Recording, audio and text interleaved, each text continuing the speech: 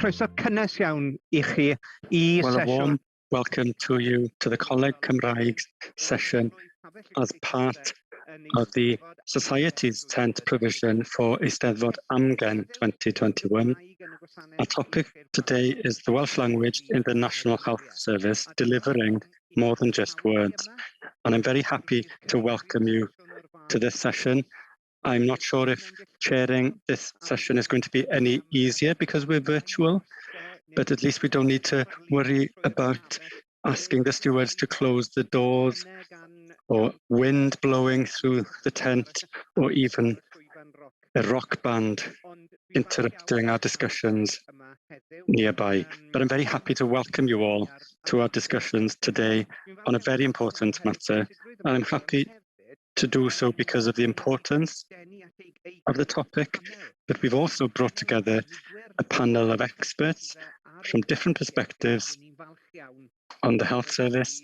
We're very happy to be able to welcome them to discuss this important topic, and we'll turn in a second to each panelist to introduce themselves. We've got Huw Thomas, who is Finance Director at Hywel Health Board. Welcome, Huw. We've got Awen Iorwerth, who's a specialist trauma surgeon at Cwmtaf Health Board and is also one of the leaders of the clinical provision at Cardiff University. Welcome, Awen. We've got the broadcaster, Beti George, who has also become very prominent in recent years as a tireless campaigner on matters involving the health service and the Welsh language in the health service. And we have Catrin Roberts, who's a midwife, studying for a professional PhD at Bangor University. So please welcome the panel. And I'll turn to the panel now just to say a few words about themselves and perhaps just a little bit about their interest in the topic and the discussion today. And we'll start with Huw. Welcome, Huw. Well, good morning. Thank you, Dafydd, and thank you for the invitation to speak this morning. My name is Huw Thomas. I'm the Director of Finance and Digital Services at Hywel Health Board. Before that, I was the Deputy Director about 3 years ago at Beti George Health Board. I'm from Llantysil originally, so it is nice actually to come home to work finally as a director in the health service here. And my interest in the language has been there since my education. After finishing in school at Ysgol Dyffryn Teifi, I worked in England for a while, and they say there's no better Welshman than a Welshman who's living away from home. So it's great to be able to come back home. And after coming home, seeing the importance of having a service that is truly bilingual. And I come to this as a director, of course, but also as a user of the service. At times, I remember having to take my son to Ysbyty Glan Clwyd. It was nothing serious, but we were there overnight at the time. And I hadn't fully understood, I don't think, until I was a parent myself, taking my son to hospital, the importance of having that service in Welsh for someone who's completely fluent in English, but there was a great importance for me and my child of having a service in Welsh. So that's my background and my interest. Thank you. Welcome, Huw. We'll turn now then to Awen. Thank you, Dafydd. Yes, I work in health, and I've been working in health since I was in school, actually.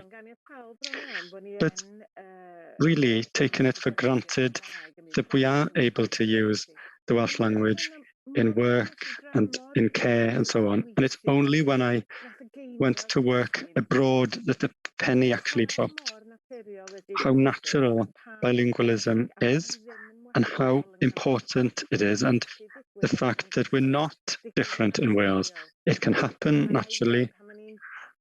I have to say, when I was arranging the conferences of the Cymdeithas Feddygol, the Welsh Language Medical Society, the enthusiasm of young students and the high quality of their work, it was them who persuaded me that that's where my future should be, promoting and making sure that we are getting fair play, that there is Welsh language for the students in their education, but more importantly, to give patients a better service in the NHS. And thank you, Awen. We'll turn now to Beti. Thank you, Dafydd. Yes, I'm Beti George. I do a little bit of broadcasting, and like Huw, I was educated in Ysgol Llandysul. It was Llandysul Grammar School back then. Huw says he's comfortable in both languages. I'm not sure that I am comfortable in both languages. Excuse me. I prefer to speak in my mother tongue, so that shows maybe a generational difference. But I was looking after David, my partner, who had Alzheimer's for 7 or 8 years, and I have to admit, I was ever grateful that his language was English, because it was enough of a battle for services as it was, but at least I didn't need to battle for services in Welsh. I also have been on the board of More Than Just Words since the beginning, and that was a privilege to be invited to join the board. And we had a clean slate in front of us. There was a missionary zeal about it. That's how I see it. And there was infectious enthusiasm.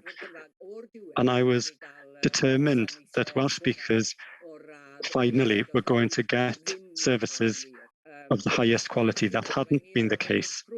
And leading us was the Deputy Health Minister at the time, Huw Thomas. And she was as enthusiastic as any of us. And she attended every meeting somehow. And perhaps this is what happens to every board. But with time, that missionary zeal, I feel, has disappeared.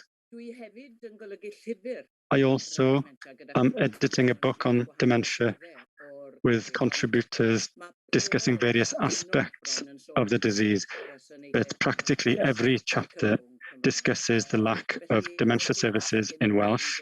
So my feeling is that it is time to recover that missionary zeal. That's how I feel anyway. Thank you, Beti. And we'll turn now to Catrin then. Good morning. I'm Catrin. I've been a midwife for nearly 10 years now.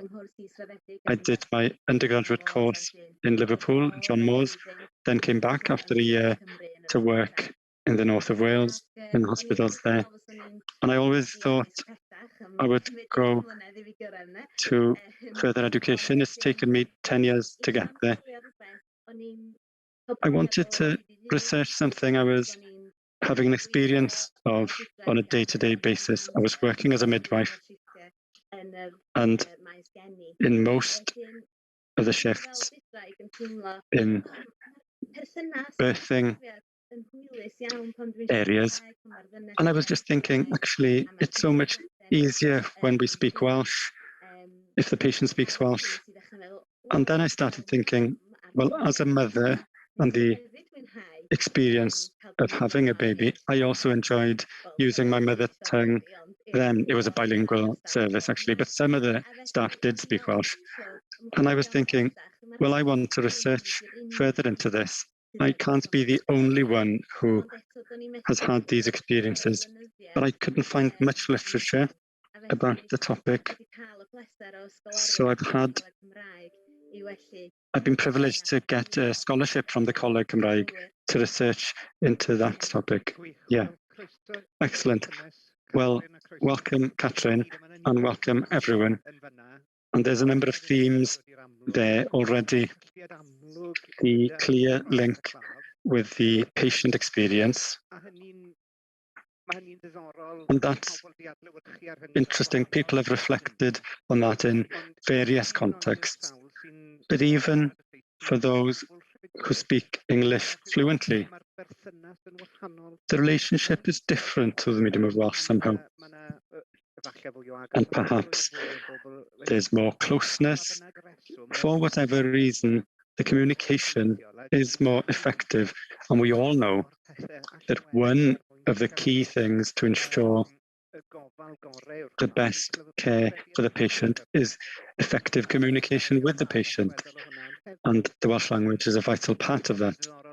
But it was also interesting, Beti, to hear you talking about more than just words, the strategic side of these things, because one of the challenges is how the strategic side in government and throughout the health services are working at the moment is more than just words being delivered. Is it in place? And this idea of the active offer for patients, where the Welsh language is a normal part of the service, perhaps? And that is how I'd like to start, really. Huw is someone who works in the health service at the moment, and Awen, is that question that Beti is asking about how far we've reached, is that reflected across the country in your experience? Perhaps Huw, you can start. Thank you, and thank you, Beti. That work, in more than just words, is a legacy for the service that's going to be with us for a number of years. It's an incredible policy framework for us. But I think there's more that we need to do. We haven't changed the mindset yet, strategically in the health service. There isn't that many Welsh speakers on the boards of a health service, for example. I'm certainly in the minority, and changing that mindset is going to be quite difficult, but we do need to do it. And then from the mindset, these skills come, the toolkit comes from there. But that mindset needs to be changed first of all. And even though we've got an incredible policy framework in Wales, changing that into a local strategy in the health board and a local vision is something we need to think more about. I don't think yet we have the vision to say what our unique role will be as a health board in the west of Wales to reflect that vision in more than just words. There's more work to be done. Thank you, Huw. Awen. I completely agree. There's a lack of consistency across the health boards. There is the beginnings of understanding, but things like COVID, of course, have interrupted that, and the focus moves from one thing to the other. And I'm afraid the Welsh language is falling down the list of priorities to being that nuisance once again. So we do need to start that momentum for the Welsh language again. The lack of consistency across the boards, not only in terms of how to change things at a local level, but even something as basic as counting how many Welsh speakers work for the health boards, just to see where the problem is, where the weaknesses are in terms of staff and so on, because I'm sure most Welsh speakers understand that if the number of staff, in a section such as neurosurgery, they don't expect to see the consultant being able to speak Welsh necessarily, but they want Welsh language support. Places like the Basque Country are thinking about figures. So if there's so many people who speak the Basque language, they say that a certain a certain number of staff should be able to speak Welsh. So we do need to think about that kind of thing. But we do know that the way to move the Welsh language back up the list of priorities is to think about the currency of the Welsh language. As soon as we did that within the School of Medicine and placed the Welsh language as something that was going to be valuable for people who didn't speak Welsh, for example, being able to publish papers about Welsh language issues. Until that point comes, and showing that providing a Welsh language service provides value for money for the health service. If we speak the same language as the patient, the diagnosis will be faster, so the treatment will be correct. So they're going to get to the right place at the earlier. So the understanding between medical staff and patients is going to be better. So number of complaints are going to be lower. So providing a Welsh language service is going to be cheaper and will provide value for money for the health board. That's money speaks. Beti. Well, I've had an experience of the health service during this time over the last 18 months. And I've been in 4 hospitals. I would say around 20 people looking after me altogether. And only one of them spoke Welsh to me, someone on reception in Morriston Hospital. So yes, they talk about the active offer, as it's called. It's central to services, puts the responsibility on the provider, not on the user. Well, I was not given any kind of active offer. But of course, the truth is that the important thing for me was that I was given the treatment, and I was fortunate to get it actually during this pandemic, of course. But then I have a cousin who's getting a new hip tomorrow, and he was very concerned. And he went to the first consultation, and the surgeon spoke Welsh to him. Well, that encouraged him, it raised his spirits, and he said he's from Cardiff, but he had great Welsh, much better than my Welsh. Now, my cousin's a farmer from the Llangrannog area who's never been abroad, and I'm not sure he's even been as far as Cardiff. But his spirit, you know, this man who'd spoken Welsh to him, this surgeon, he said, it felt like I was just talking to someone in the market. I felt so comfortable. And he was late coming to the appointment, and I could pull his leg about that. People who speak English here, they're all very nice, but it's not the same, he said. And that's the truth of the matter, isn't it? That's a very powerful story, isn't it? It's like talking to someone in the market.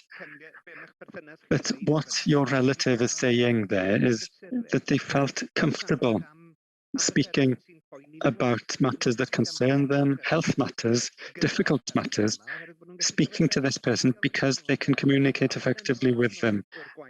And that is a part of the work, Catherine, you've been doing on patient experience and so on.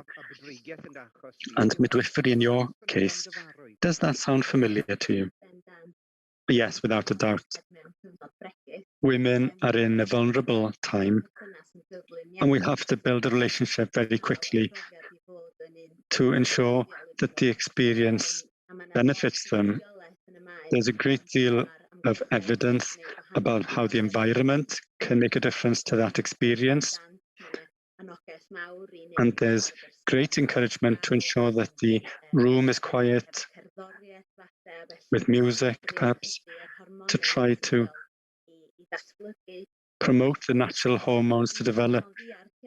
So it feels quite strange to me that the language being used hasn't been included in those considerations, because I think that too relaxes you. It gives you a familiar, comfortable feeling that you need to enable childbirth. So yes, it is familiar. And to go back to Awen's point on the numbers, I thought, oh, I'll just have a look to see how many speak Welsh. What's in the notes? Does someone record that somewhere? And I didn't have much success, actually. But I don't think, well, I think we need to learn from other countries, because Canada too, they've done a great deal of work in legal areas, especially with children. And they emphasize the importance of the visibility of the Welsh of the language, that you see it in front of you so people can say, oh, it's on the poster. I'll ask them if they speak Welsh. Just remind people, because I think actually there are people who speak Welsh in the workforce, but they are not comfortable either to say, oh, I speak Welsh. And I'm guilty of this. I don't always start a conversation in Welsh until I hear an accent, and then I might ask, oh, do you speak Welsh? But it should be much more visible, I think, so that the policies and the great work that has been started to promote that and to move it into the day-to-day life of the hospital. That's interesting, Catherine. You design a process where you provide the active offer, but actually without the systems being there in your health board and in your professional life to support you. So you're listening to people's accents, you see a name like Awen Iorwerth and you think, oh, perhaps she speaks Welsh. But of course, there are many people who speak Welsh that wouldn't be given that option without the structures being in place. Awen, I was going to agree, because I work in the Rhondda, for example. And if you ask everyone, do you speak Welsh? It's the percentage who speak Welsh as a first language in the Rhondda is low, but my students have looked and seen what the support is for the language. The support among patients for the Welsh language is incredible. 80% of my patients strongly support the language. They like to see the Welsh language. And parents say to their children, speak Welsh to the doctor now, if their children speak Welsh. And if we're going to wait to hear the children speaking Welsh to their parents, we're never going to know that some of the children speak Welsh because their parents don't speak Welsh. And it's so important for those children to see the language being used outside the school, outside the classroom, so they can see that the language is a living language, so they can go on to follow their own careers in Welsh. That's a striking point, isn't it? We're talking now not only about the health service, but how the policies of huge employers, in the case of the NHS, affect the perception of the language and how the language is seen within society. And if people see the language as something important, something that's living, something that's a part of their professional lives, and there's an encouragement for people to keep going with Welsh and to carry on studying through the medium of Welsh. No, that's really important.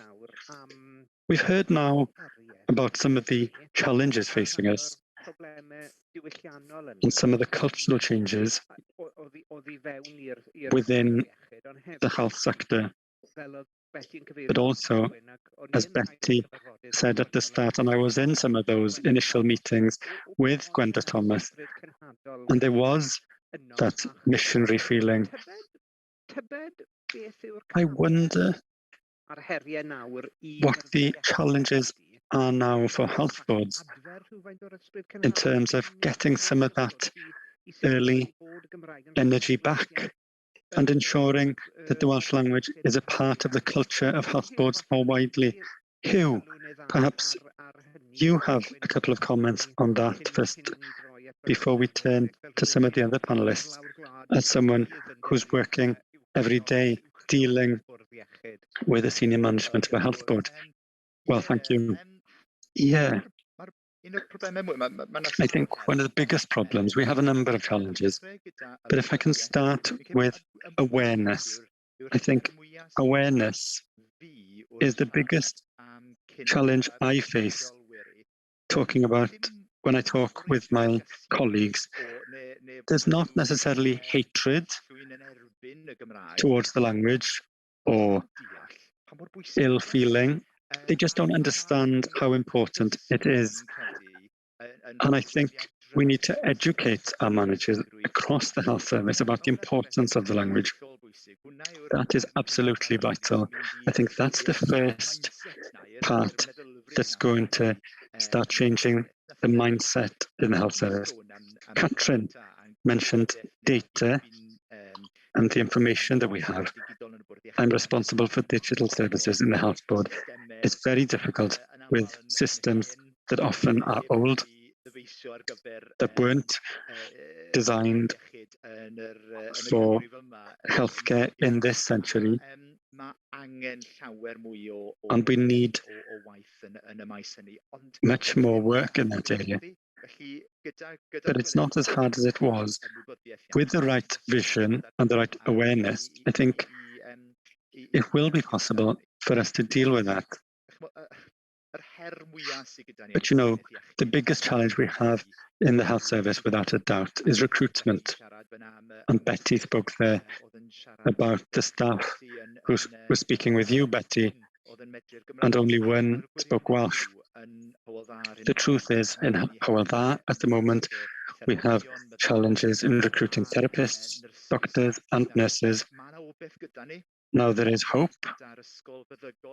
There's hope with the new medical school coming to Bangor, a nursing school coming to Aberystwyth.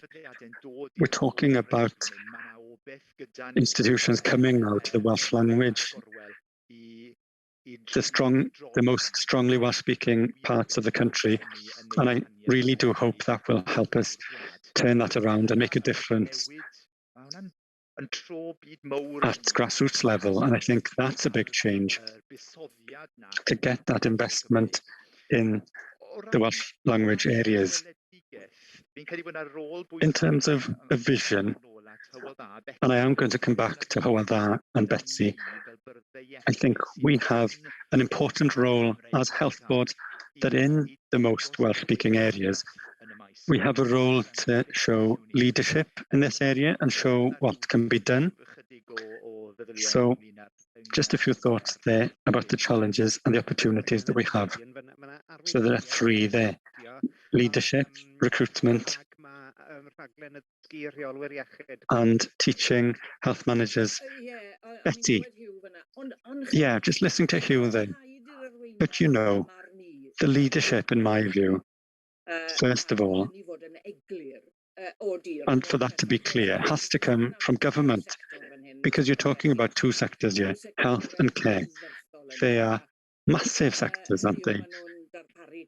They provide a huge proportion of public services, and strong leadership is needed to ensure that leaders in those two sectors and all of the other organisations involved in those two sectors are fully committed to the Welsh language. If that doesn't happen, how can we expect those who work on the coalface, as it were, not to take more than just words seriously? I do feel that commitment that we had at the start from government has now gone. Ground has been lost and we need to recover that. I agree with Huw. You know, there are challenges, but the leadership has to come from government and it needs to be clear. That's a very strong point, Beti. And it strikes me, we're hearing here from Huw, Awen, Catri, and yourself, Beti, about examples of good practice in some places, but they are reliant on individuals. There's good work in Hywel. Huw is giving leadership. There's good work in the Rhondda, in the own clinic, because Awen is giving leadership.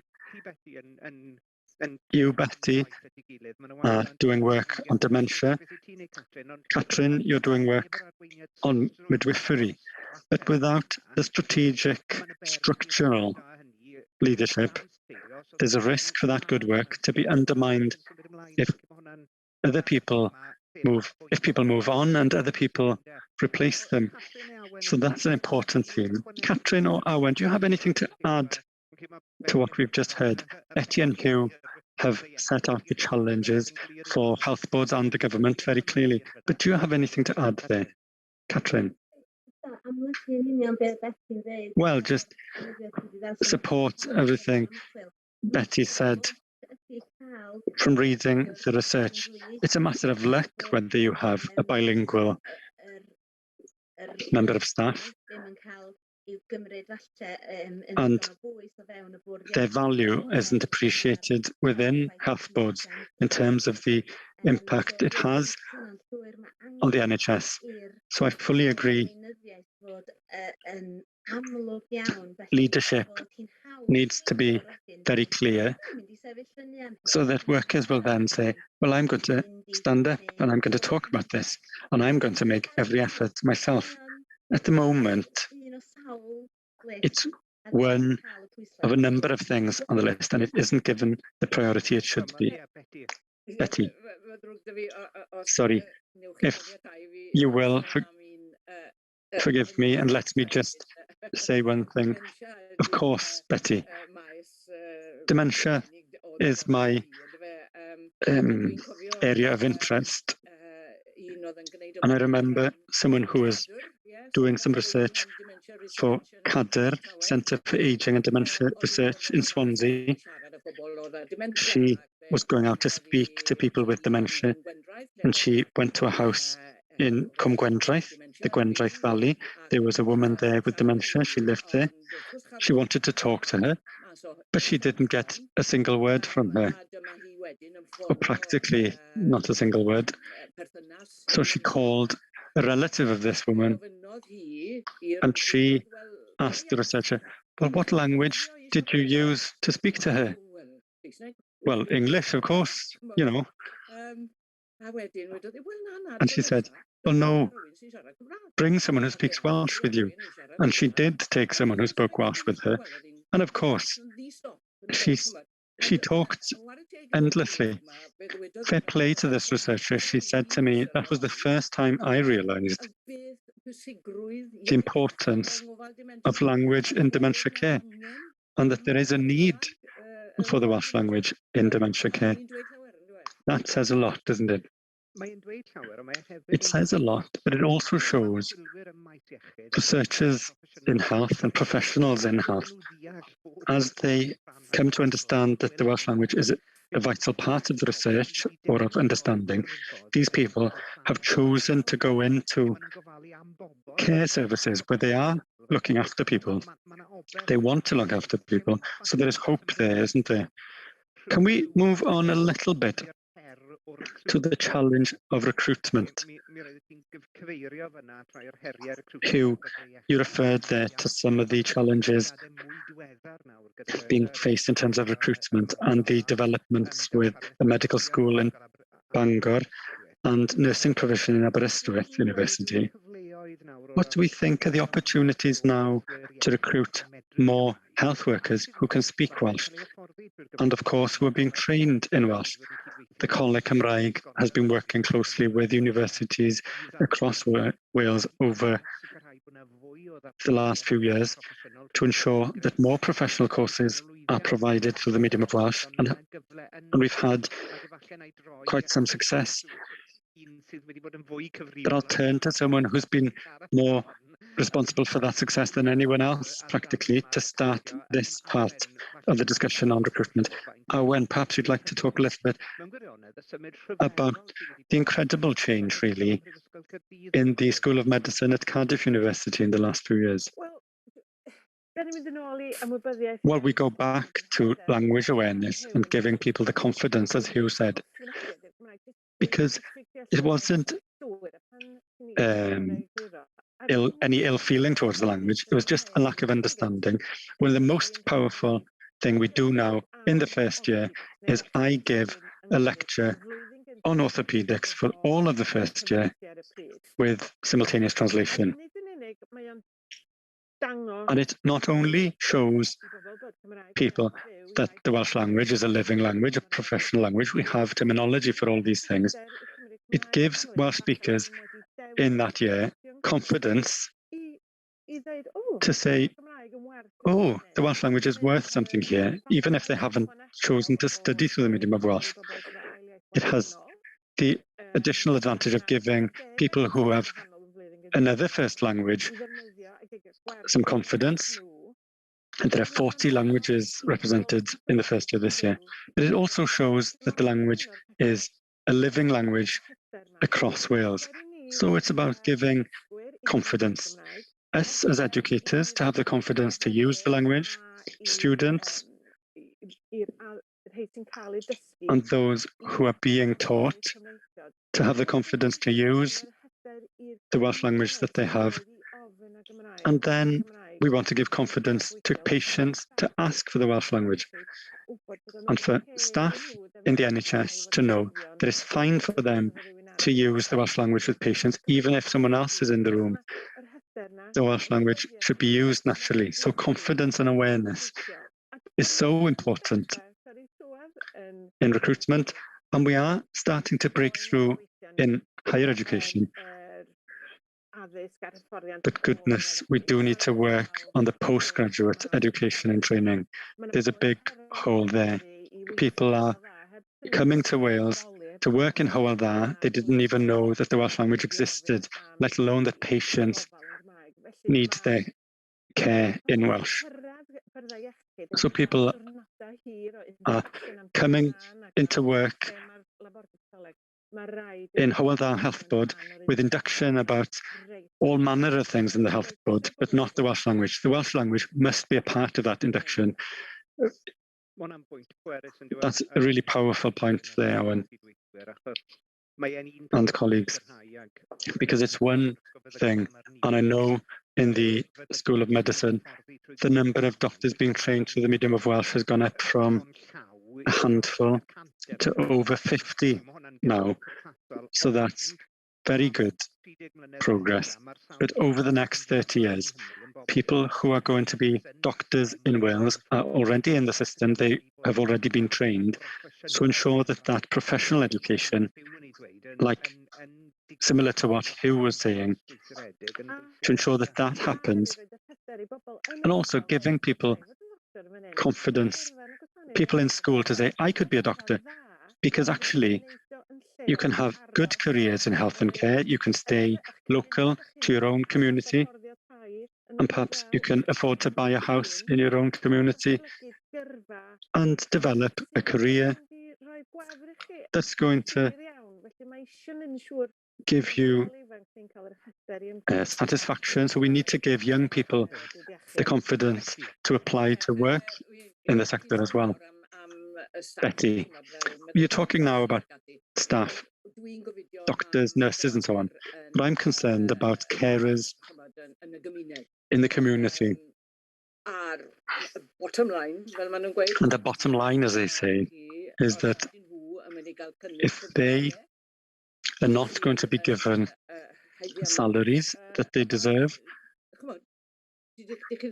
you're just not going to recruit people,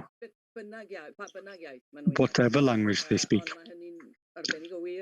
But that's very true about Welsh speakers, of course. That's the truth of the matter in terms of care in the community. And that's so important. It's vital. And some of you will be aware that the Coleg Cymraeg has been given responsibilities in further education as well as higher education. And one of the priorities we've set in further education is health and care level 3.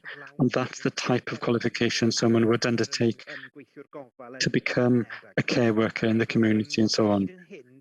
And to date, very little of that provision has been available in Welsh or bilingually. So what we're trying to do here, all of us in different ways, is to put all of these pieces of the jigsaw together, knowing that if there are some parts missing, we won't have the full picture. And so we won't know what the situation is. So there are challenges there in health and in care. Huw, you wanted to come in. Yes, thank you. It's impossible. I was thinking there when Beti was talking, it's impossible to unlock the challenges, to separate the challenges we have in the health service and the care service to the challenges we have in society generally. Health and care budgets account for about half the budget of government, so we're a huge part of the government's resources and the government's ability to reach this aim we have of 1 million Welsh speakers. So the health and care service has to be completely aligned with that strategy. And we tend to think top-down, and we have been talking quite a bit today about top-down. But there is something quite unique about us, the Welsh. Goodness, we like to get angry with other people who don't speak Welsh as well as we do. And then what happens, of course, we close down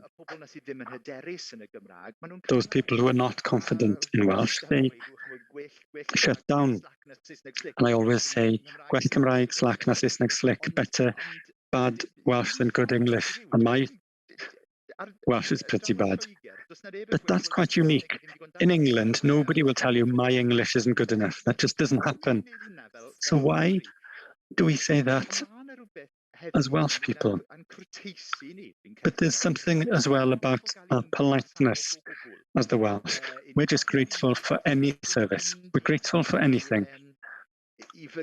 We're not going to express our right or assert our right to get services in Welsh. And I think as patients, as members of the public, we need to be more willing to challenge the service as well. There's nothing wrong with sending in complaints about services that are not good enough in Welsh. If we, as senior managers, don't hear what's needed in the population, we're not going to change the way things are done. So even though we are talking quite a bit about top-down, and I am talking about top-down as well, but I do think we all have responsibility as members of the public who speak Welsh to be more willing to challenge. Well, there's a challenge for all of us there. I'm going to turn to Catrin now for some comments in a moment. This conversation shows the size of the challenge. The discussion will close in a few minutes, but I'll turn to each one in turn, and I'll start with Catrin for some closing commentary on what they hope to see in the next period, and any reflections on what we've heard this morning. But I very much hope that the new Health Minister is listening to this conversation today, because it not only highlights the challenges, but also the opportunities. So we'll turn to Catrin first of all for some closing commentary. Thank you. I just want to support what Huw was saying. I work in an area that's very close to the border with England. There's a lot of people who lack confidence. And I remember when I got the scholarship, I said, I don't think my Welsh is good enough to do a PhD in Welsh. But with support and growing confidence and practice, I've developed my own skills. But now I emphasize in my day-to-day work as a midwife, it doesn't matter what the standard of the language is. The important thing is it enables individuals to communicate and to get the quality of service they deserve. So that's what I'm hoping for the future, is that it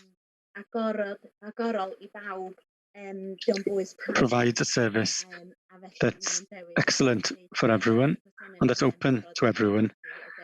That's the important thing, that the service can support that choice. Thank you, Catrin. We'll go Awen, Beti, and then Huw to close.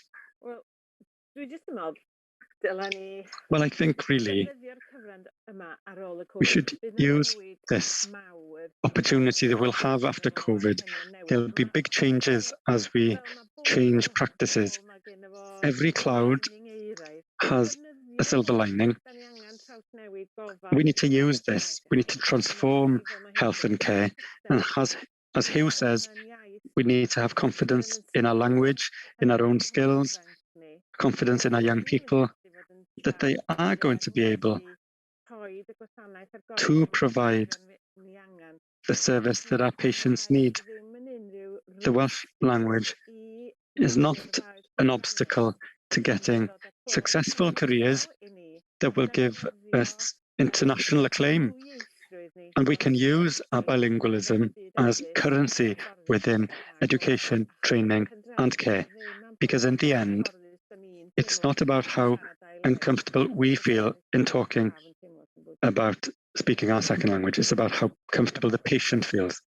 Thank you, Awen. Beti.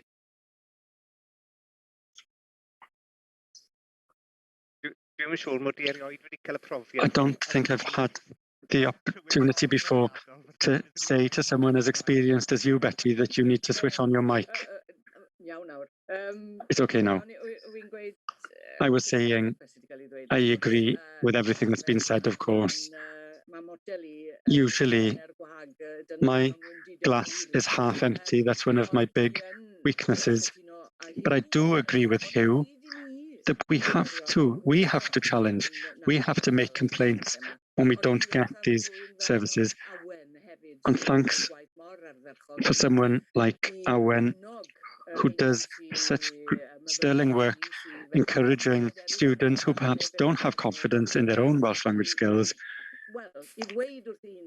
to tell themselves, I can do it, and I can speak Welsh, and I can speak Welsh to patients. And for me, as a patient, or as a campaigner as well, especially campaigning for dementia patients, the world would be a much better world. It would indeed. Thank you, Beti. Huw, to close. Thank you. Yes, a couple of things to reflect on personally. The first is confidence, as Awen said, and the leadership and the vision that we need as a society. I'm not sure I agree with Beti about the government's role in this. The government has a clear role, and the government has a clear role, of course, but we all have a role as leaders across the service to think differently about the Welsh language. And I know the Minister is passionate about the language. We have a Minister who can speak the language. That's important. The second is the personal responsibility that we have to think about the services we receive. Thirdly, I think there's a great deal that needs to be done on awareness among those who don't speak Welsh. Awen mentioned people coming to work to Hywel and health boards across the country who don't understand the importance not just of the language, but of the way we live our lives every day. And then normalising the Welsh language in our services. It's something that's an add-on at the moment, and we need to think about normalising it. And then education and that vital role and this golden opportunity that we have now with a medical school coming to Bangor and a nursing school coming to Aberystwyth. A great opportunity. I tend to have half-empty glasses as well, Beti. You're not alone there. I'm an accountant, so it's a natural part of it. But we do have an opportunity here, and there's hope for the future. Excellent. Thank you, Huw, and thank you, all of you. I think if even the accountant says there is hope and that there is a basis for optimism, I think there is hope. Can I thank you all for your contributions this morning? It's been an important discussion and we've learned a great deal. It's been important on the strategic government side, but also the personal side. And we've touched on all of those themes: a challenge for the health boards, the health and care services, but also a challenge for us as individuals as well. I'm grateful to you all for your wise contributions today. Interestingly, I was listening to the Welsh Language Minister, Jeremy Miles, yesterday, launching the next 5 years of the Cymraeg 2050 strategy, and this emphasis on the use of the Welsh language, on making use of however much Welsh you have. Tying that back to the comments that Catrin and others made, when people use the language, they become more and more confident in using it, and then language use increases. Similarly, if someone doesn't use the language at all, their use decreases, and so does their confidence. So it's an opportunity, I think, to say, use however much Welsh you have. Just a few words can make a big difference, and that's a start, isn't it?